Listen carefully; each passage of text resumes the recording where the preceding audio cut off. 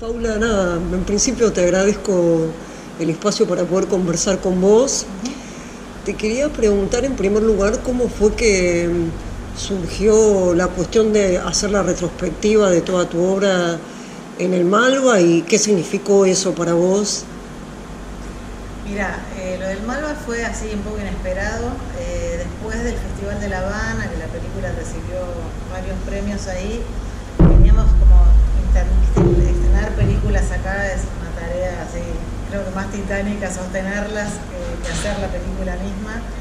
Y después de eso veníamos viendo en qué salas cada semana estás viendo qué continuidad va a tener la película en las salas. Y a partir de los premios, ese fin de semana el Gaumont y algunos cines en los que la película estaba prácticamente se llenaron. Entonces lo hablé con Fernando Peña y le pregunté si era posible tener algún espacio dentro del verano para que los sonámbulos pudiera seguir. Y fue así una propuesta muy generosa de él, que dijo, o sea, no solo los sonámbulos va a tener espacio, sino que me parece que es el momento de armar una retrospectiva con tus películas. Así que estuvo buenísimo, fue como una idea de Fernando Peña, del Malva. Y es extraño, ¿no? Porque uno las películas no las ve. Después de que uno las hace, les acompaña un tiempo y después las películas siguen su vida, ¿no? Cada tanto uno quizás tiene que ver algo puntual por no sé, yo doy clases y a veces hay alguna cosa puntual que lo uso como referencia, pero en general uno no tiene esa lectura de las películas. Así que fue, bueno, no las volví a ver, pero sí estuve conversando sobre las películas con los espectadores, acompañé a la película, a todas las películas en la retrospectiva, y es interesante como revisarse uno también, más allá de la posibilidad que le das a los otros de ver tu trabajo, ¿no? Así que eso fue extraño. Estuvo bueno, fue extraño. No, y aparte, como espectador también es una experiencia interesante poder ver un poco hacia atrás.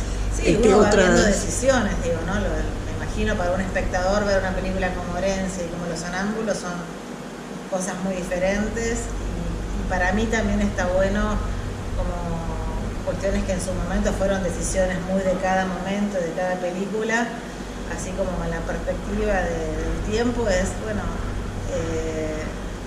darme cuenta qué decisiones fui tomando en los diferentes momentos en relación a lo que quería contar o cómo quería contarlo, qué esquema de producción necesitaba para cada proyecto, o también, digo, no sé, recuerdo que después de Herencia mucha gente pensaba que yo iba a seguir haciendo películas de ese estilo, y yo tuve la necesidad de buscar otro tipo de lenguaje, que esa fue un poco la experiencia de Lluvia. Entonces uno va viendo eso, como las decisiones que uno fue tomando.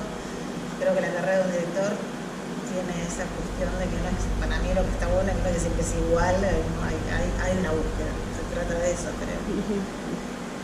Y vos con Lluvia, porque la verdad es una película centrada en dos personajes, muy, la verdad, preciosa. ¿Qué era lo que cuál fue la búsqueda? ¿Qué querías expresar? ¿Qué era lo que te interesaba? En principio creo que me interesaba alejarme de Herencia, como que también tuvo que ver con las cosas que a mí como espectadora me empezaban a interesar, ¿no? Empezar a ver otro tipo de películas. Creo que una de las cosas que sí me acuerdo era en tratar de encontrar un lenguaje visual y sonoro que acompañara lo que a esos personajes le pasaba, de alguna manera alejarme de ese costumbrismo que tenía Herencia y entrar en otro universo en donde el foco fueran esos dos personajes, básicamente el punto de vista de ellos dos, y trabajarlo desde un concepto visual también, ¿no? De cómo funcionaba ese espacio, esa sensación de encierro. El foco era un elemento muy expresivo en la película, ¿no? Las cosas se veían, pero se veían siempre a través de o el agua o un vidrio o alguna cierta distorsión. Entonces el foco jugaba también como un elemento narrativo.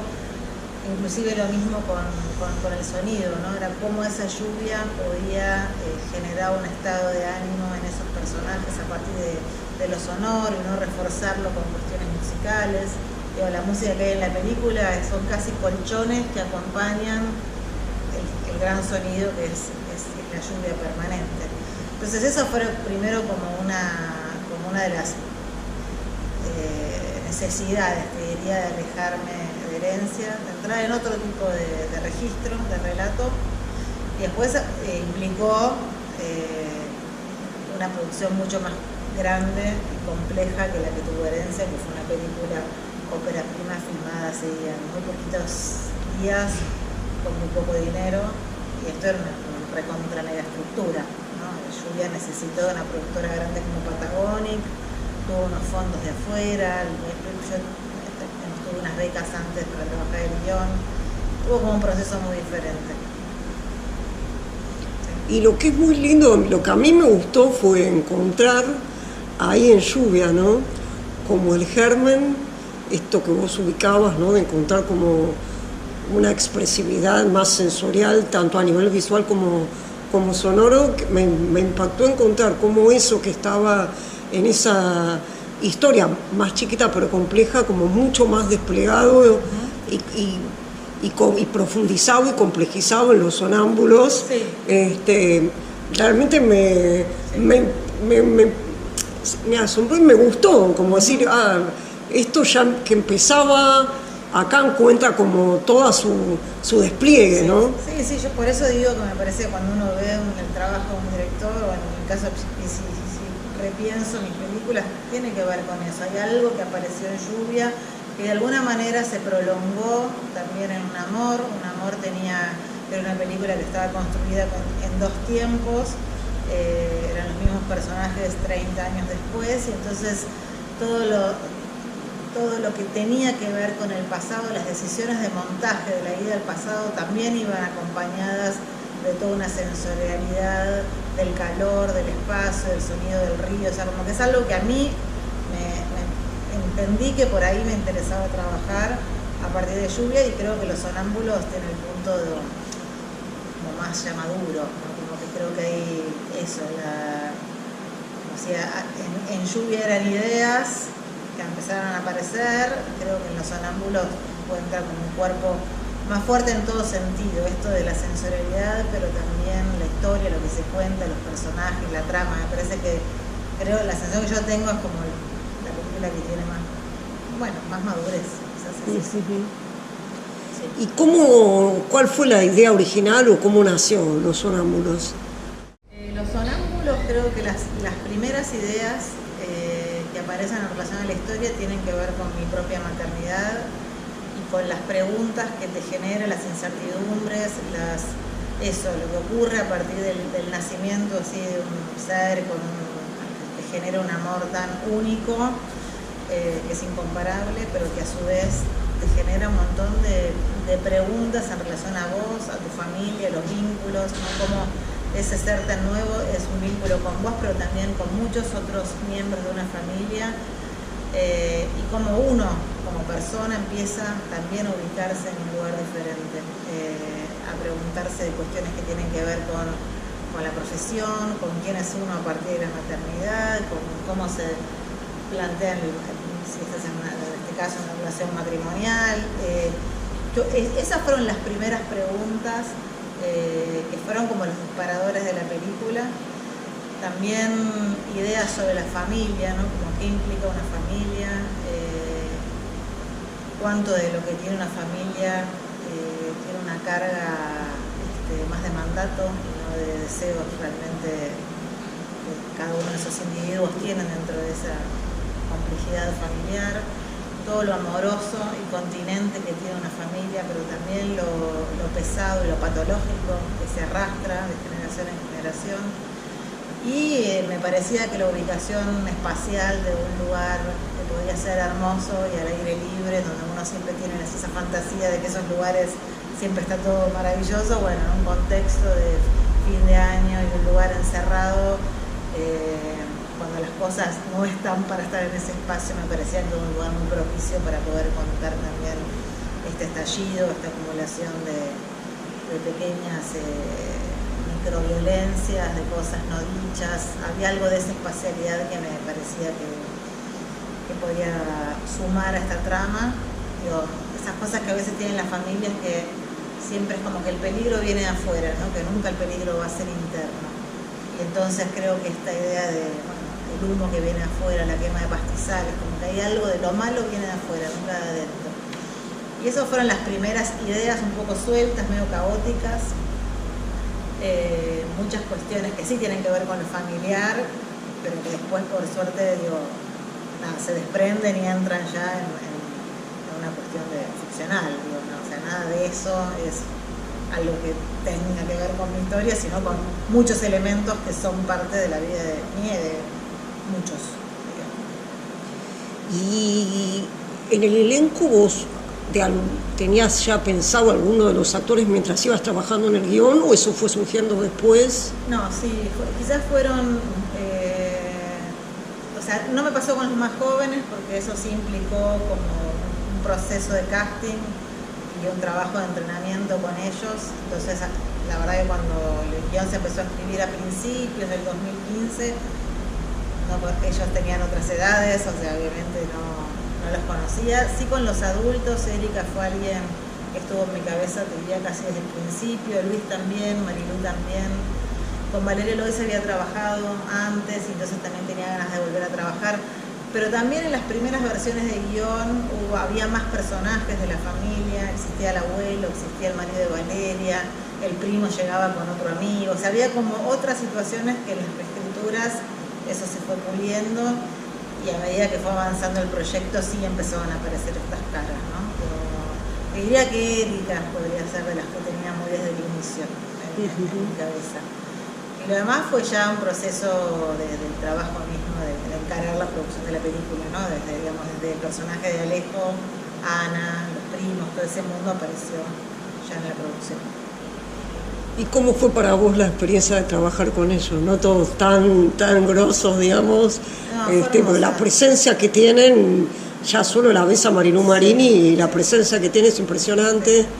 Mira, fue un trabajo, creo que el vínculo de los directores con su elenco, actrices, actores, tiene que haber una cuestión de confianza y de entrega mutua para poder crear, ¿no? Un personaje, un mundo. Con ellos fue de verdad un trabajo muy placentero, son todos actores y actrices que se entregan mucho a lo que vos proponés, que les gusta convertirse en otra cosa, ¿no? Como no te pasa con todos los elencos, ¿no? Que tienen la capacidad y el compromiso de tirarse ahí, a la pileta de lo que te están pidiendo. Fue mucho tiempo de lectura y de ensayo con ellos. Nosotros teníamos pocas semanas para trabajar, eran 5 semanas de rodaje, y para mí era importante que esos vínculos estuvieran muy aceitados, ¿no? Desde antes, ¿no? Llegar a rodar y saber bien de qué estábamos hablando.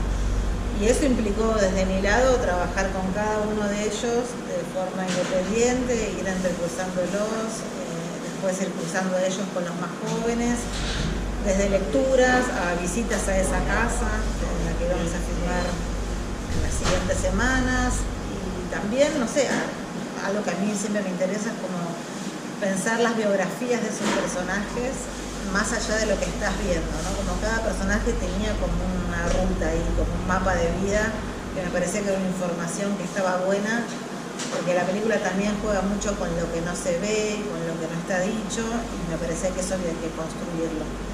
Y ese fue un trabajo así, muy en conjunto con todos ellos, de verdad de muchísimo compromiso. También creo que son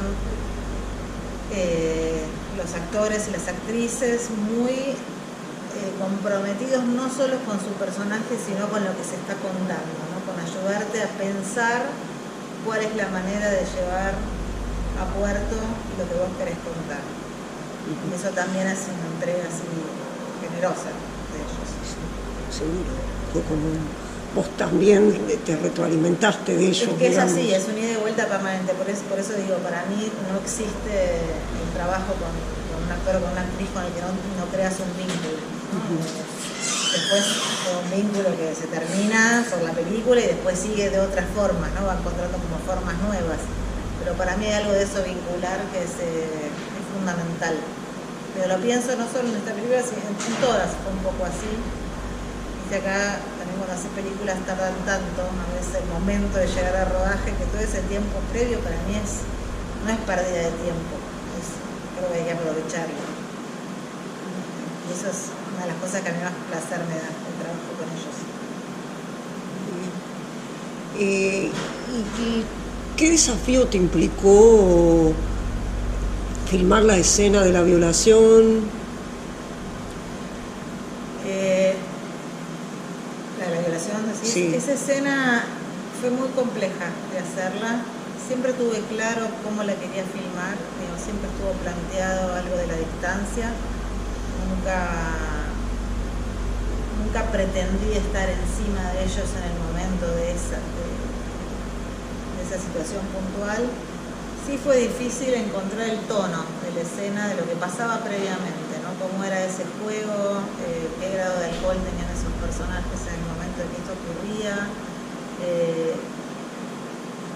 Era un beso robado, era un beso consensuado, pero que en algún momento ese personaje toma conciencia y quiere retirarse y hay alguien que la deja, no la deja.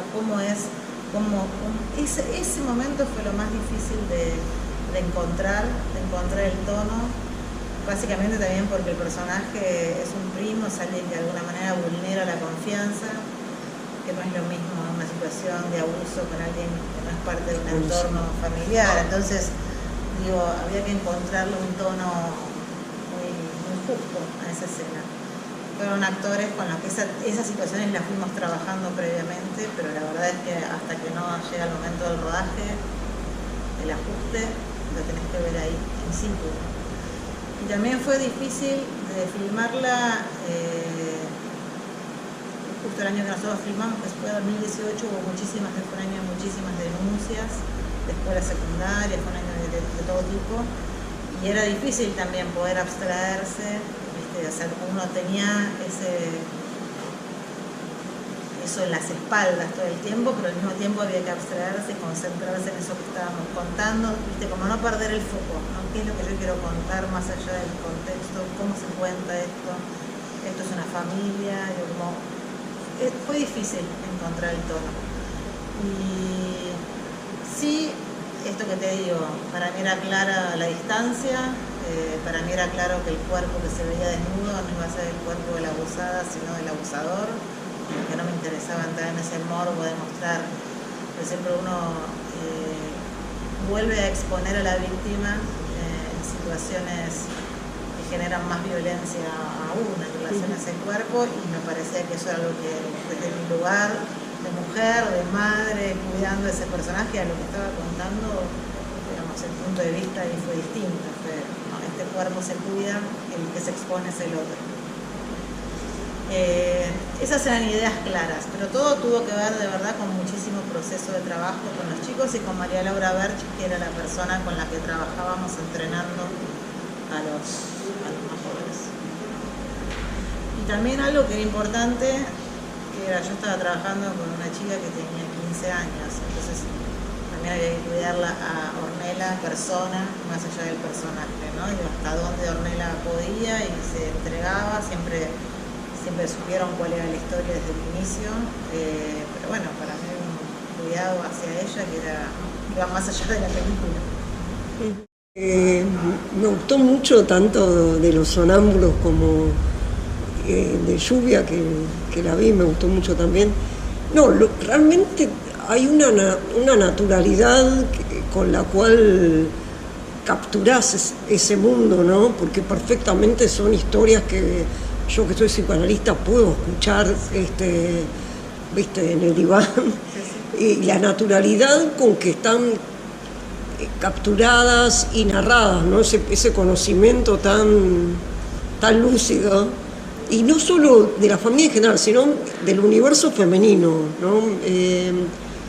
Realmente me sorprende cómo lo bien que lo lograste plasmar con ese cuidado, esa sutileza. O sea, que me hice muchos años y no lo sé, pero no, que me asombra de dónde crees que viene, ¿no? La madurez que alcanzaste ahora, ¿no? Supongo que es un trabajo que venís haciendo. lo pienso y digo, yo dirijo ya a esta altura hace muchos años, ¿no? Digo, desde estas películas a cortometrajes, a publicidades, a documentales, digo, como me parece que el hacer también te da, o por lo menos a mí me interesa la reflexión sobre lo que estás haciendo, no simplemente hacer por la pulsión de hacer.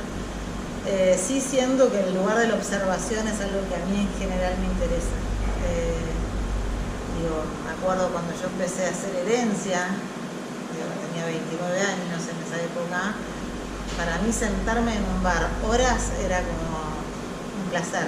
Y de verdad era encontrar el cotidiano, lo que hacía el otro, ver las rutinas. A mí es algo que me gusta mucho, la observación. Me puedo pasar mucho tiempo en lugares en los que hay mucha gente, puedo estar inclusive hasta más retirada del movimiento que tiene la gente y observar. Eso es lo que me gusta mucho.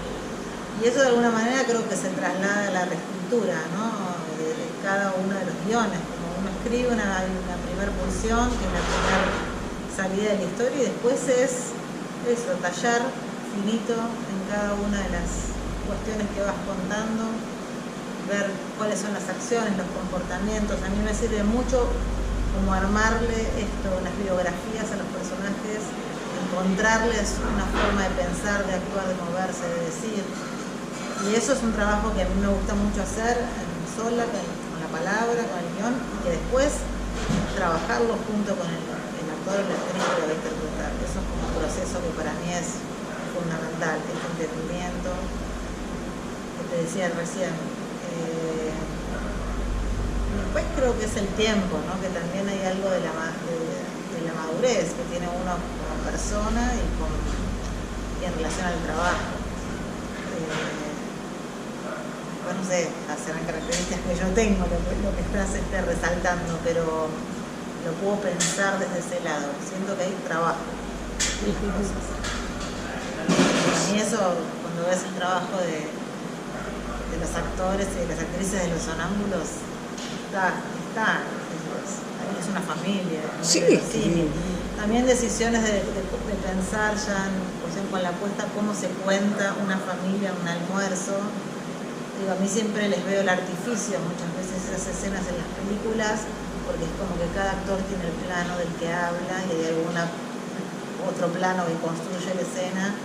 Y yo tuve la decisión junto con Iván de decir, bueno, filmemos esto a 2 cámaras, pero no por una cuestión de llegar a tener todos los planos, sino porque me interesaba quizás contar un fuera de campo, o sea, los que no están hablando, simplemente los que están escuchando, qué registro tienen, que no es lo mismo que ponerles el plano en el momento que les toca su parte.